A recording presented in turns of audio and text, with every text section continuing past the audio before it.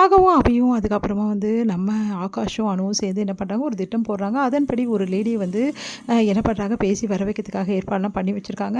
இந்த சூழ்நிலையில் இங்கே என்ன பண்ணுறாங்க, இவ்வளோ நாள் ஆயிடுச்சு அம்மா வீட்டுக்கு போவேனாவா அப்படின்னு சொல்லிட்டு கேட்குறான். அம்மா வீடா, இதுதான் அவளுக்கு அம்மா வீடு அப்படின்னு சொல்லிட்டு சொல்கிறாங்க.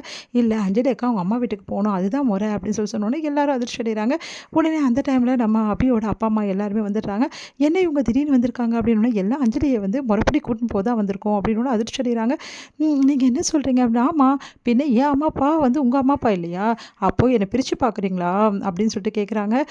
சொல்லுங்கள், ஆமாம் ஆமாம் எங்கள் 2 பேரும் பிரித்து தான் நீங்கள் பார்க்குறீங்க, அதனால தான் எங்கள் வீட்டுக்கு நீங்கள் போக மாட்டேங்கிறீங்க அப்படின்னு. என்ன இது என்னென்னமோ சொல்கிறீங்க, எனக்கு ஒன்றுமே புரியல அப்படின்றாங்க அஞ்சலி.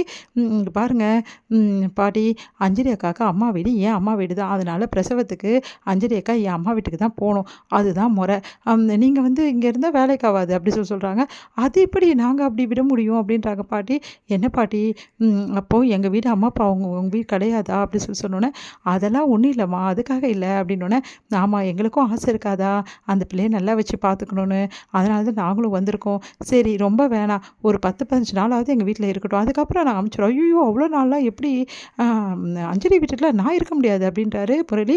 உடனே வந்து ஆமாம் அவர் எப்படி இருப்பார் அப்படின்னோடனே, பாருங்கள் கொஞ்ச நாளாவது சரி ஒரு வாரமாவது கூட்டிகிட்டு வந்து இருக்க வச்சுட்டு அதுக்கப்புறம் நாங்கள் நல்லபடியாக சமைச்சு போட்டு அனுப்புகிறோம், எங்கள் பொண்ணுன்ற முறையில் ப்ளீஸ் நீங்கள் அனுப்பணும் அப்படின்னு சொல்லிட்டு வம்பு பண்ணதால் பாட்டியும் வந்து அஞ்சலி வேறு வழி இல்லாமல் ஒத்துக்கிறாங்க. சரி நான் போகிறேன் அப்படின்னு சொல்லிட்டு அவங்களும் கிளம்புறாங்க. அடுத்து அப்பாடா அஞ்சலி அக்கா ஒத்துக்குனாங்க அப்படின்னு சொல்லிட்டு சந்தோஷமாக வந்து அமைச்சு வைக்கிறாங்க. ராகவ் நீ என்னடா சொல்கிற, எனக்கு இதில் சந்தோஷம் தான், அக்கா சந்தோஷம் தான் எனக்கு முக்கியம், எனக்கு நல்லாவே தெரியும் அபியோட அப்பா அம்மா நல்லா பார்த்துப்பாங்க அத்தையும் மாமாவும் அப்படி சொல்கிறாங்க. அதன்படி வந்து அவங்கள அமுச்சு விட்டுறாங்க. இங்கே வந்து அப்பா பிளான் ஒன்று சக்ஸஸ் ஆகிடுச்சு, இப்போ 2வது பிளான் சக்ஸஸ் ஆகணுமே அப்படின்னு சொல்லிட்டு பார்த்துட்டு இருக்கும்போது கேட்டில் வந்து ஒருத்தவங்க வராங்க.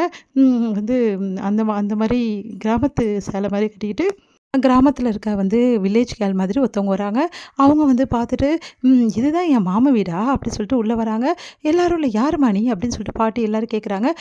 என்ன நீங்கள் இப்படி சொல்லிட்டீங்க, என் முரளி மாமாவை பார்க்க தான் நான் வந்திருக்கேன் அப்படின்றாங்க. முரளி மாமாவா, முரளி உன்னோட மாமாவா, ஆமாம் என் மாமாவும் எப்படியெல்லாம் பழகணும், எப்படியெல்லாம் இருந்தோம், எப்படிலாம் ஒன்றா இருந்தோம் தெரியுமா அப்படின்னு சொல்லிட்டு அவங்க பேசுகிறாங்க. என்னென்னமோ சொல்லிட்டு இருக்காங்க. அதெல்லாம் பார்த்துட்டு வந்து பாட்டிக்கு ஒன்றுமே புரியல. முரளி நீ இவ்வளோ கேவலமானவனா, ஏன் இப்படிலாம் பண்ணீங்க நீங்கள், இந்நேரம் இந்த விஷயம் அஞ்சலிக்கு தெரிஞ்ச என்ன ஆகுது, ஐயோ அப்படிலாம் இல்லை பாட்டி போய் சொல்கிறா, இங்கே பாருங்கள் எனக்கு ஞாபகம் வருதுன்னு சொல்லிட்டு தெரிஞ்சுக்கிட்டு இந்த பொண்ணு ஏதோ விளையாடுறா, யார் அமிச்சது உன்னை சொல்ல புரியா, ஐயோ மாமா இப்படி சொல்லிட்டீங்களே மாமா, யார் அமிச்சு நம்ம 2 பேரும் எப்படிலாம் பழகணும், என்னை கைவிட்டுட்டு பணக்கார வாழ்க்கை வேணும்னு சொல்லிட்டு ஒரு பொண்ணை கல்யாணம் பண்ணின்னு கேள்விப்பட்டேன், ஆனால் என் வாழ்க்கை என்ன ஆகுறது மாமா நீங்களே சொல்லுங்கள், நானும் நீங்களும் என்ன மாதிரிலாம் வந்து தப்பு பண்ணியிருக்கோம் மறந்துட்டிங்களா அப்படின்னு நம்மலாம் சொல்கிறாங்க. அதெல்லாம் கேட்டு பாட்டி செமையாக டென்ஷன் ஆகிறாங்க.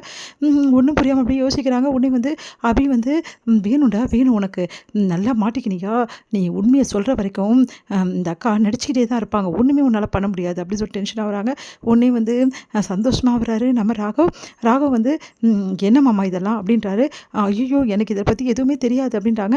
இப்போது மாமா வந்து ஃபுல் அண்ட் ஃபுல் வந்து எல்லாத்தையும் ஞாபகம் மறதியாக இருக்காரு, அதனால் இவங்க சொல்கிறது எப்படி நம்புறது, ராகவ் சொல்கிறதா உண்மை அப்படின்றாங்க. உடனே வந்து நீ சொல்கிறதெல்லாம் போய் கிருஷ்ணா வந்து அப்படிப்பட்டவனே கிடையாது, நீ போய் சொல்லாத, நீ எங்கேருந்து வந்த அப்படின்னு சொல்லிட்டு சுந்தரி வேறு ஒரு பக்கம் பேசுகிறாங்க. உடனே வந்து ஐயோ இப்படி பண்ணிட்டீங்கன்னு சொல்லிட்டு ஓவர் பர்ஃபார்மன்ஸ் பண்ணி அவங்க வந்து என்ன பண்ணிடுறாங்க, இதுக்கப்புறமா நீங்கள் வந்து என்னை ஏற்றுக்கலைன்னா நான் இந்த உலகத்திலே வாழ மாட்டேன் அப்படின்லாம் சொல்லி பயமுறுத்துறாங்க. இல்லை இப்போ ஸ்டேஷனுக்கு போவேன்றாங்க. கேட்ட பாட்டி வந்து சரி உன்னோட உண்மை என்னன்னு தெரிய வரைக்கும் நீ இங்கே இருமா, ஆனால் யாருக்கிட்டையும் வந்து இந்த விஷயத்தை பேசாத, கூடிய சீக்கிரம் அவருக்கு வந்து ஞாபகம் வந்துடுச்சுன்னா இந்த பிரச்சனை தீர்ந்துடும், அது வரைக்கும் நீ இங்கே இருமா அப்படின்னு சொல்லிட்டு போயிடுறாங்க. இதனால வந்து போட்ட பிளான் சக்ஸஸ் ஆகிடுச்சு. ரொம்ப சந்தோஷப்படுறாங்க எல்லாரும்.